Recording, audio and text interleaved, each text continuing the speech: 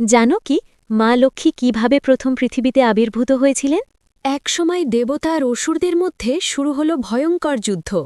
ধীরে ধীরে দেবতারা শক্তি হারিয়ে ফেলছিল।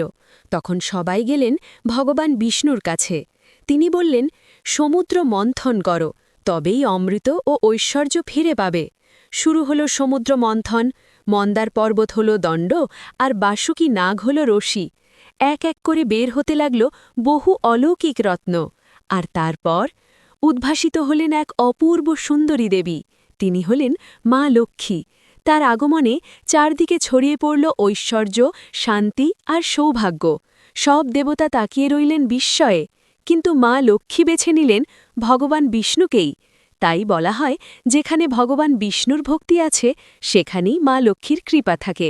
তুমি যদি মা লক্ষ্মীর আশীর্বাদ পেতে যাও, তাহলে ভিডিওটা লাইক করো আর সাবস্ক্রাইব করে যাও।